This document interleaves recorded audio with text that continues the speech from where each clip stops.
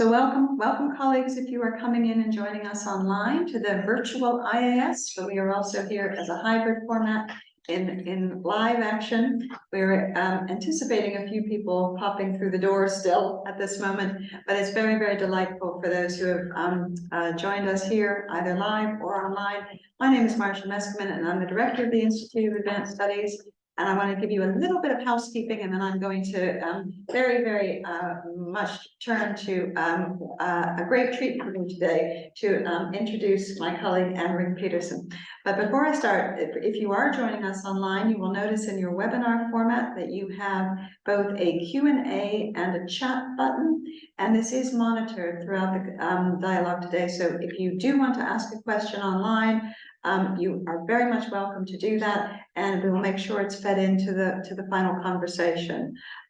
Also, we are recording this session, but we are only recording the talk, and that will become a podcast, so it will be available, and those who have registered will know about that very shortly, usually within the next few days. But we will not be recording dialogue or chat or anything like that, so we do not keep people's data in any awkward way at the Institute. So do feel free to have conversations and dialogue in whatever way you like to join in.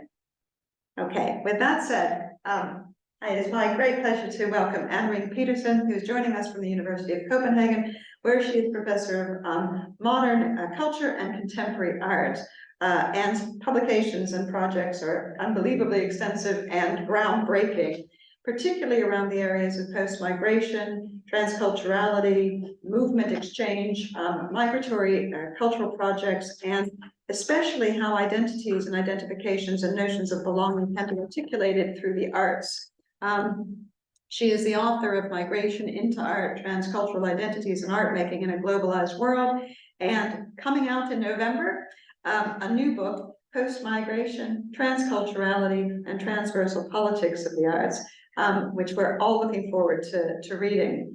For those of you who have paid attention to the advertisements of Anne's talk, you will note that she is called an Alumni Fellow of the IAS. And that is because Anne has been here before. She was here before we even had a physical home in this space. So Anne was a fellow under the migration theme in 2017, where she also engaged with the Loughborough University Nationalisms Network. And she also took part earlier this year in Planetary Feminisms, the roundtable session. So Anne is familiar to us, but we are really delighted to be able to physically welcome her in real life back to Loughborough today. She has been a long-term international interlocutor of mine. We have a number of shared and cognate interests, and I am particularly excited about today's talk, Enacting Prefigurative Politics Through Art, precisely because Documenta 15 was a really exciting experiment. It was also a very, very controversial experiment. It had extraordinary high points and some slightly wild low points, and it will be very, very exciting, I think, for all of us to be able to talk about the promises of transculturation and questions about art and culture in the contemporary world with Anne today. So Anne, over to you. Well, thank you very much, Marcia, for this warm welcome. It's a real pleasure to be back. I can actually say that, to be back at Loughborough University. So thank you for the invitation to present what is still a work in progress with some rough edges. So bear with me. Thank you also to the Institute. Now, this talk focuses on the 15th edition of the quinquennial Documenta held in 2022.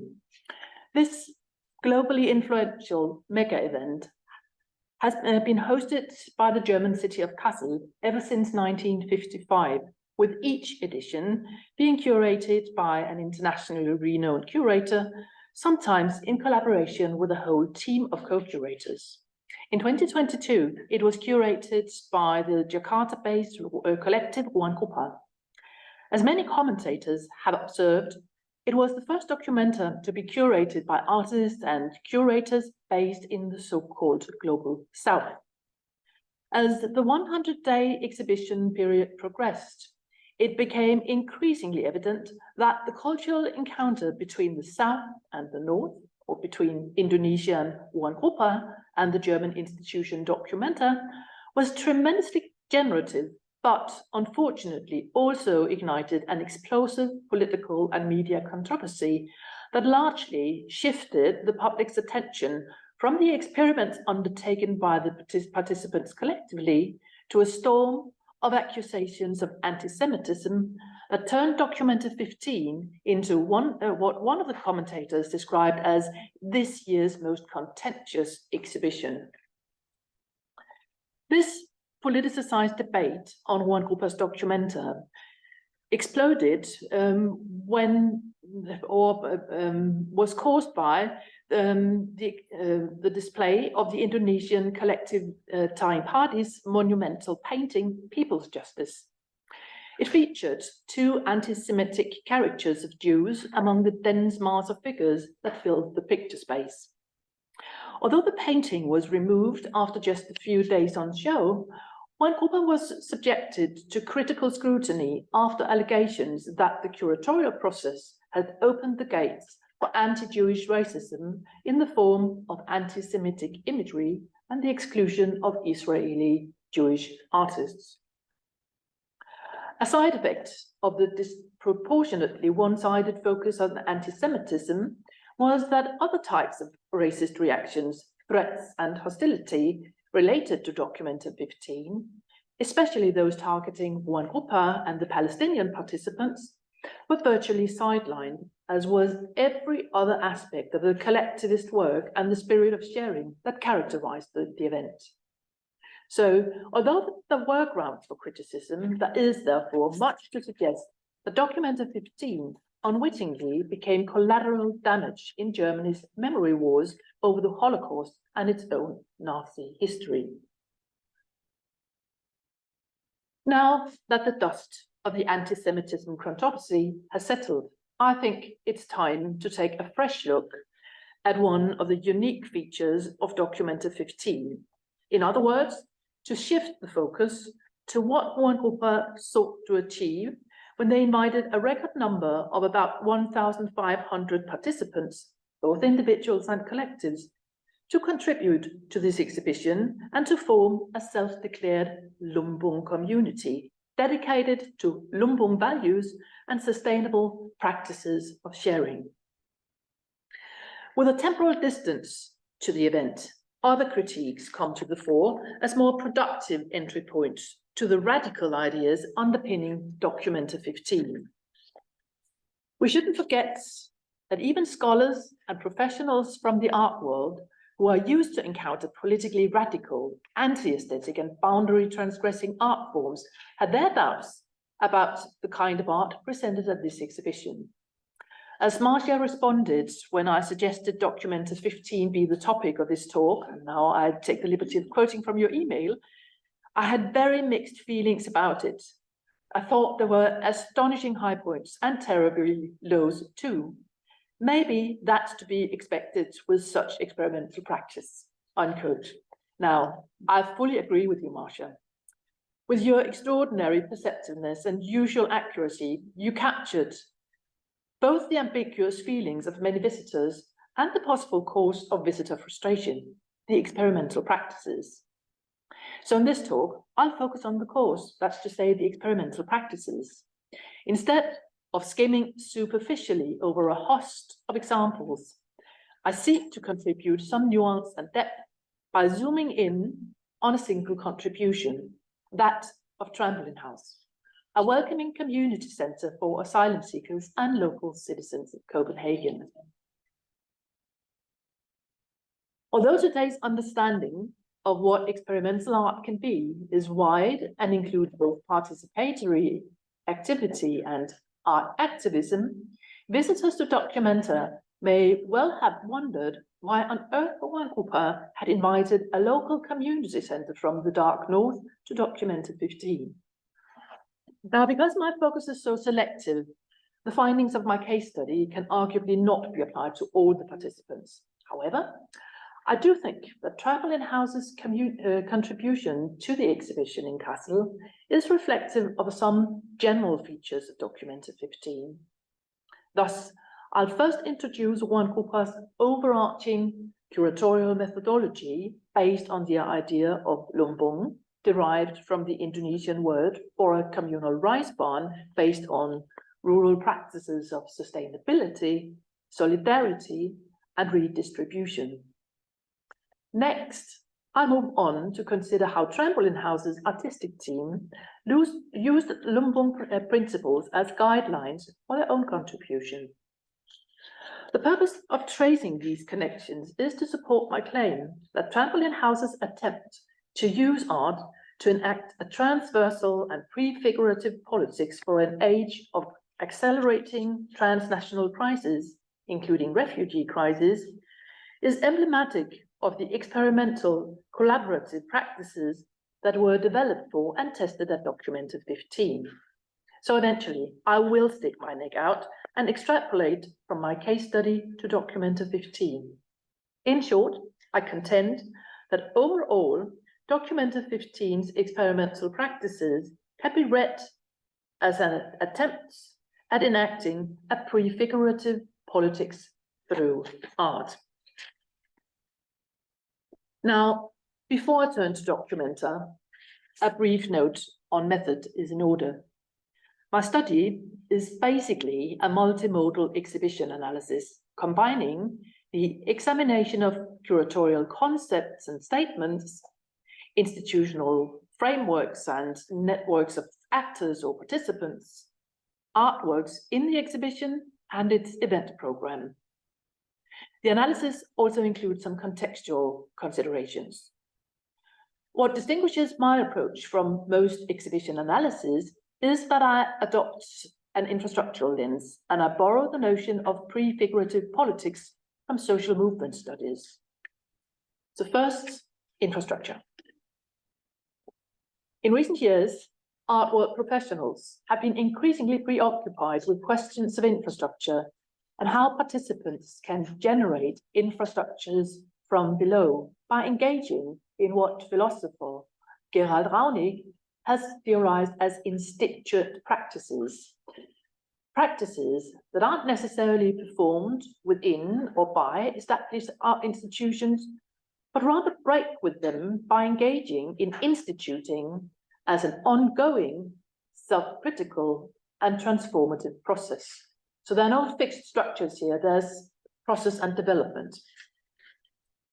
As Raunig explains, without dispensing with resources of and effects of the art field, such instituent practices are capable of imagining a new proposition and generating other practices, forms, and infrastructures. So the infrastructures are generative. So thus, in this talk, I use the term infrastructure to refer to the generative and transformative aspects of ruangrupa's and Trampoline House's experiments with curatorial, collaborative, and participatory forms of organizing and representation. I think that an infrastructural perspective is helpful in the sense it can help us get a better grasp of what tasks such makers of critical artistic and social form actually set for themselves. One of the tasks that the Trampoline House community set for itself was to provide an inclusive space for worlding. That's to say, the possibility for refugees and asylum seekers to set up a world and become a community interwoven with civil society. I'd like to suggest that this malleable and open community can best be described as what feminist theorist Alison Asseter has theorized as an epistemic community. Now, Asseter understands an epistemic community to be a knowledge-sharing and knowledge-producing community whose members are committed to a set of emancipatory values. Asseter's understanding is very closely related to the idea of transversal politics, politics that are based Asseter's understanding is closely related to the idea of transversal politics and also based on the proposition that the appropriate epistemological subjects are collectives. It's not individuals as traditional epistemologists would presume, it's collectives. Now, I move on now to Documenta 15. Supported by a five-headed artistic team, ruangrupa transformed the Indonesian rural practice and notion of lumbung into a curatorial concept and generative methodology, gesturing towards future collective practices. Ruangrupa used the word lumbung to indicate that collective sharing was at the very core of Documenta 15, as well as sending a strong message to the world about the environmental regeneration and global redistribution of resources that is so urgently needed in times of climate breakdown. They explained, and now I quote Ruangrupa, they say, lumbung becomes something that the community can access in times of scarcity, such as a climate catastrophe or famine. We see lumbung as a principle of cooperation based on generosity and empathy. Sustainability is only guaranteed if resources are continuously renewed and replenished, unquote. Now, this exhibition took place last summer, the summer of 2022, when Europe was struck by unprecedented heat waves and what the Global Drought Observatory assessed was likely the worst drought on the continent in 500 years. So the concept of lumbung was actually also a wake-up call to European citizens, governments, and industries. At the same time, the collective practicing of lumbung ushered in a prefigurative politics that aimed to demonstrate to a broader transnational public that other ways of living on the planet is possible.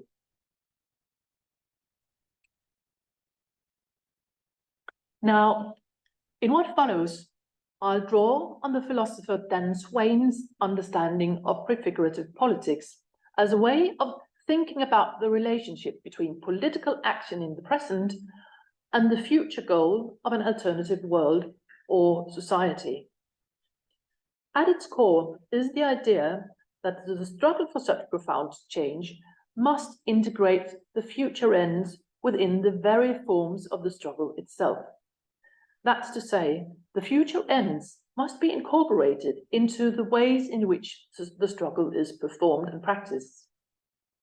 Equally central is the perception that exemplary actions and exemplary practices that challenge contemporary politics can serve as alternatives that constitute important micro-utopias and make imaginaries of what a future world or a future society could look like more tangible. Curatorial studies scholar Ronald Kolb has convincingly characterized Ruangrupa's practices and methods as commons-driven. It's not the word they would use themselves, but he uses it. And he does that because he emphasizes that Ruangrupa prefer doing to contemplating and representing.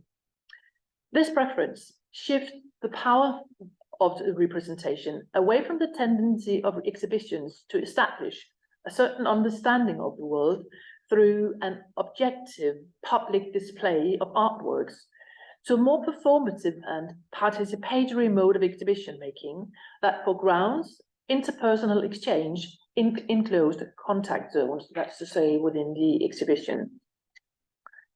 More than anything, Ruangrupa's approach to commoning practices depended on the establishment of what Kolb describes as a network of networks, embedded through local practices in a transnational or in a translocal network on what he describes as a scale that's unparalleled in the art world. And because of the scale is so huge, he thinks that Ruangrupa's strategy was actually capable of challenging the established exhibitionary complex. Now, Ruangrupa's approach to Documenta basically scaled up the Friends Come Cultural Organizers model that they themselves represent. Founded in the year 2000 as a non-hierarchical collective, the practice encompassed many types of social and cultural activity, including self-organizing, sharing ideas and resources, as well as exchanging services and socializing activities such as eating, hanging out, and singing together. In 2018, they established their present Jakarta headquarter, Good School, together with two other collectives, Serum and Grafis Hara, and I apologize for any mispronunciation of the names and terms throughout this talk, because there are many new words here. Now, Good School is a multi-purpose place and a non-for-profit work model that serves as a platform for education, sharing, self-organizing, and collective practice, but it's also an exhibition and studio space, as well as a clubhouse and an informal meeting place that bring people together to talk over meals or for karaoke.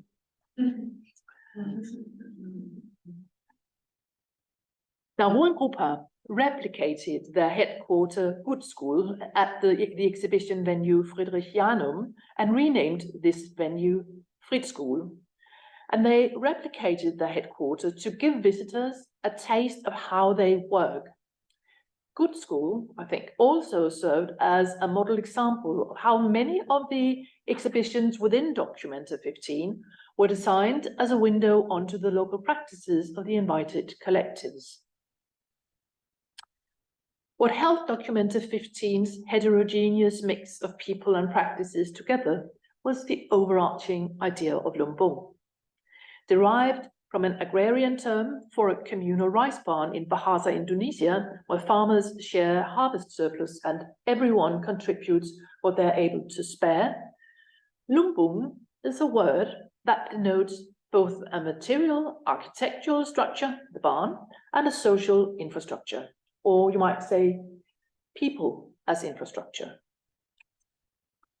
I take the phrase people as infrastructure from the eponymous article by Abdul Malik Simon, who was writing about economic collaboration between people living in the ruined inner city of Johannesburg.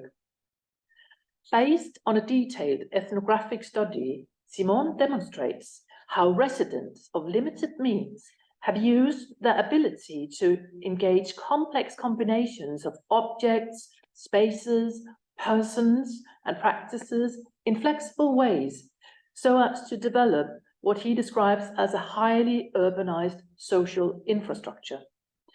An infrastructure that introduces a kind of provisional regularity and establishes a platform that provides for and reproduces and supports life in the inner city. Now, Simon's understanding of the city's infrastructure of people, in Simon's understanding, the city's infrastructure of people consists of these flexible and often mobile conjunctions between people, objects, spaces, and practices. And I actually think there's much to suggest that Documenta 15 was designed to operate in a similar way, that's to say, as an infrastructure of people. In Documenta 15, lumbung thus became a metaphor for a social, political, and artistic practice that worked towards a just and sustainable collective economy based on solidarity and based on the sharing of resources where resources are scarce, or, as was the case at Documenta 15, where the resources must be stretched to cater for the excessive number of participants. Such practices were already being developed by the collectives that ruangrupa had invited. When accepting the invitation, the collectives committed to lumbung building processes before and beyond Documenta 15. They also received a production budget of 180,000 euro and 25,000 euro paid upfront as a kind of seed money. Now, after examining Documenta 15's curatorial framework, I would like to turn to Trampoline House. For more than a decade, the Danish-based Trampoline House community has spotlighted the consequences of the country's nationalist anti-immigration politics for refugees and asylum seekers. They have been persistent in their critique of the Danish asylum system, in particular, their critique of the claimants' debilitating weight in asylum centres, isolated from the rest of society, often for years. In other words, Trampoline House has challenged the anti-refugee and anti-asylum narratives that inform the Danish migration, integration, and asylum policies, aimed especially at people from non-Western countries. Now, the community centre originated as a solidarity art project back in 2008. 2 years later, it had developed into a community centre serving as a meeting place for refugees, asylum seekers, volunteers, and citizens of Copenhagen.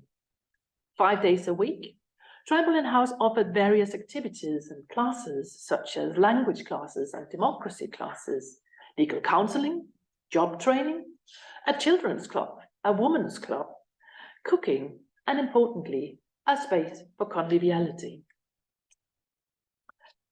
By creating a hospitable zone of contact, the community centre helped to break the isolation and alleviate the sense of powerlessness that many refugees and asylum seekers experience during their months and years of waiting in the Danish asylum system while their asylum application is being processed. Now, from within this community centre Trampoline House, the small but internationally acclaimed art space, CAMP, Centre for Art on Migration Politics, radicalized curatorial practices by embedding them in politically engaged community work, linking them to activism, and instituting an art space that ensured more sustainable infrastructures for those who got involved. The curators, Frederikke Hansen and Tone Olaf Nielsen, alias Curatorial Action, ran CAMP together and were involved in Trampoline House from early on. Together with the artist Morten Gold and Joachim Hanu, Nielsen was actually one of the co-founders of the house, and she served as its program director.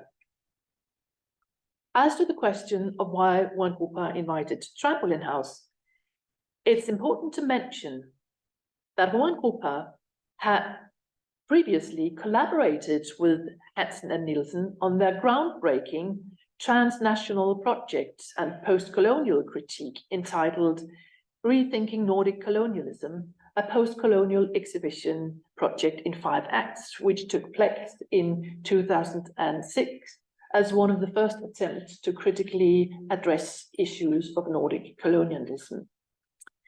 Now, for Documenta 15, Frederikke Hansen joined ruangrupa's statistic team, while Tone Olaf Nielsen remained in a program director position in Trampoline House and co-coordinated its participation in Documenta 15 together with an artistic team from the house.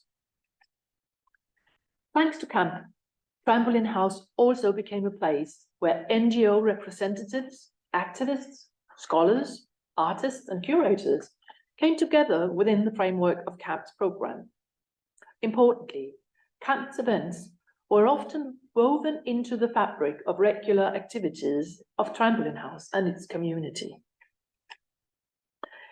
In CAMP's own words, the objective is, or was, through art to stimulate greater understanding between displaced people and the communities that receive them, and to stimulate new visions for a more inclusive and equitable migration, refugee, and asylum politics, unquote. I brought this quote because this is evident in their contribution to Documenta 15, as you will see shortly. I move on now to the question of how Trampoline House developed their practice further in their contribution to Documenta 15 by tapping into its transnational epistemic community and the generative infrastructures that were co-created by its members. Now, as one of the 14 collectives invited by ruangrupa, Trampoline House joined the circle of so-called lumbung members. In the official Documenta 15 vocabulary, the 14 collectives constituted the transnational network that they designated lumbung interlocal. So they weren't talking about the global, but the interlocal, local to local connections. For many lumbung members, the seed money from Documenta came at a time of financial precarity during the corona pandemic. Crucially, the budget enabled Trampoline House's artistic team to continue their work, although the house itself had been forced to close in 2020 when Danish funding dried up, unfortunately. Documenta 15 offered Trampoline House's artistic team a platform for sharing their history, knowledges, and methods, as well as communicating their harsh critique of the Danish asylum system globally. The contribution to Documenta 15 turned the international spotlight on the dehumanizing effects of Denmark's restrictive asylum policies, while also enabling the Trampoline House to communicate and share their experiences with creative strategies of care. At the same time, Trampoline House's own example demonstrated how artists or artistic and curatorial practices can accommodate the right of refugees and asylum seekers to dignifying representation and to symbolic presence and visibility in public space, so that their voices, their stories, and their claims can be heard. Trampoline House's most conspicuous contribution, if you didn't visit Documenta, it might be helpful to know that the most conspicuous contribution was Castle in Castle, a major installation at the exhibition venue Hypnoareal. The eye-catcher of this installation was the collaborative work Silenced Bodies, Loud Images by Dadi Di Maximo Misera Mitali and Joachim Hanou. Here, three of Misera Mitali's grand dresses from his critical fashion show performance, If the Sea Could Talk, were displayed on mannequins, balancing precariously on a makeshift platform evoking a raft. The figures were stranded right outside a circle drawn on the floor with chalk to mark the penetrable boundary of the territory that was equipped with sofas, carpets, lamps, potted plants, tables and chairs, to conjure up the hospitable community centre's relaxed everyday atmosphere and sociability. However, except for a string of 8 performances and workshops led by members of Trampoline House's artistic team, the Copenhagen micro-community only had a mediated presence on 3 flat-panel TVs. So in other words, the transition to Documenta was also transforming and translating Trampoline House into the representational mode of exhibition making. So what visitors would encounter on most days of this exhibition was a representation of Trampoline House. Yet, it was a representation that was designed to convey the impression of a buzzing activist community, and thus very different from the archival presentations of participants such as Asia Art Archive and the Black Archives, shown at the venue Friedrichianum. In Castle in Castle, visitors could sit down to watch members of Trampoline House appearing in an affective video testimonial to the mitigating and life-saving work of the community centre. Adjacent to the encircled space, an infographical mural mapped the increasingly rejected nature of Danish asylum policies, and thus provided a critical explanatory context for the Castle in Castle. The use of the personal pronoun you ensured that the intention of nudging visitors to identify with asylum seekers would be very difficult to miss. So the aggressive humanism of the mural's description of the asylum system formed a stark contrast and a gloomy backdrop for the caring humanism pervading Trampoline House's installation, Castle in Castle, and their workshops. Now, one of the ruangrupa's overarching ideas was that all the lumbung members should engage in explorative collaboration with other lumbung members and exchange knowledge and know-how with one another to enrich their own practice and also to co-produce new knowledge. Among the myriad interlocal collaborations, we find Trampoline House's workshops conducted with the British collective Project Artworks. And workshops were an important part of the infrastructure of Trampoline House's participation in Documenta 15. The collaboration with Project Artworks was entitled Massaging the Asylum System and Creative Strategies of Care, and it was co-curated by Sarah Alberani, Carlotta Mir, and Tone Olaf Nielsen. It comprised workshops in different localities in Kassel and in Copenhagen. It aimed to experiment with the practices of care and to develop a critical perspective on social care, as well as producing testimonies of refugee experiences with the Danish asylum, deportation, and integration systems. I'm sure that some of you already know Project Artworks, but if there are some of you who don't, I'll briefly introduce them. Project Artworks is a collective of about 100 neurodiverse artists, activists, caregivers, including family members, facilitators and staff, founded in Hastings in 1997 by the artist and activist Kate Adams and the painter Jonathan Cole. Like Trampoline House, they fight for the right of severely marginalized people and seek to support and empower them. Project Artworks uses artistic and holistic methods to foster understanding and representation of people with a complex need for care and support. As Alberani noted, the institutional systems that care for refugees and asylum seekers and for people who are neurodivergent often operate as oppressive systems of control, which hamper their access to a public sphere and thus to participation, visibility, and voice.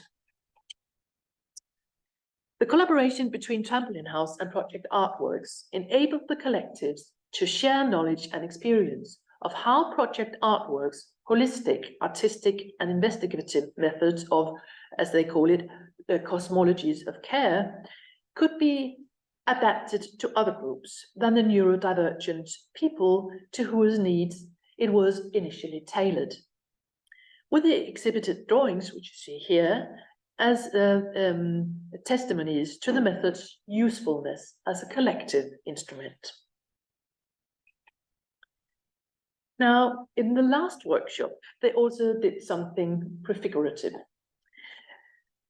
They involved participants on site in envisioning what a future European asylum system could look like, based on the exceptional way in which many Ukrainians who have been forcibly displaced by Russia's military invasion in 2022 have been fast-tracked to housing, a temporary residence permit, and a permission to work in Europe.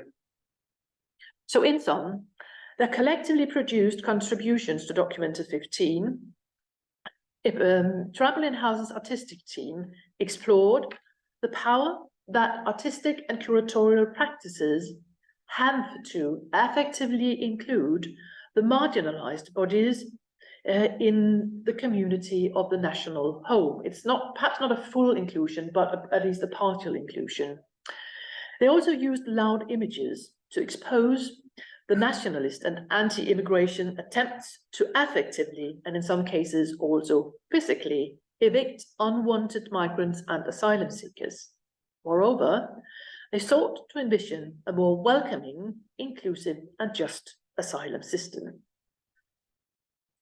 Now, to draw the strands together, I'd like to propose that the artistic and collaborative practices that thrive within the lumbung, that thrived within the lumbung framework at Documenta 15 could perhaps be described as pursuing a prefigurative politics through art.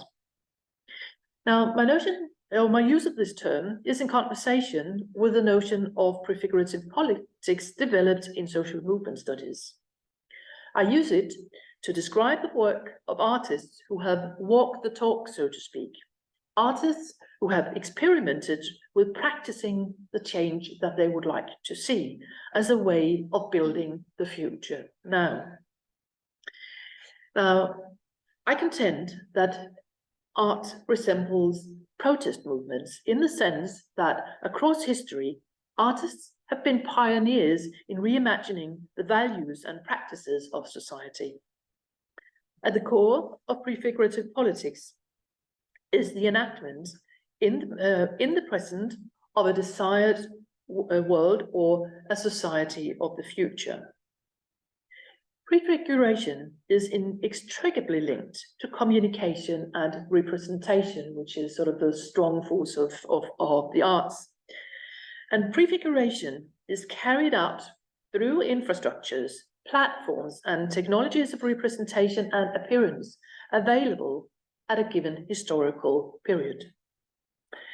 It was a deep understanding of prefiguration's dependency on representation and the potential in working within the infrastructures of a powerful art institution attracting global media attention, which prompted Morten Goll to state on behalf of Trampoline House's artistic team, and I quote, "Documenta is the biggest megaphone we can get." Now, looking at Documenta 15 more broadly, the artworks and installations on display at the exhibition venue were arguably crucial instruments for communicating the projects of the invited collectives and individuals to the visitors. However, the primary channel of communicating prefigurative politics was more likely to have been the democratic, deliberative processes that were involved in organizing, sharing, and collaborating. These acts could be perceived as generating a micro-utopia or an exemplary community dedicated to ruangrupa's lumbung values that would serve as an alternative model of how to live, think, and talk together on a crisis-ridden earth.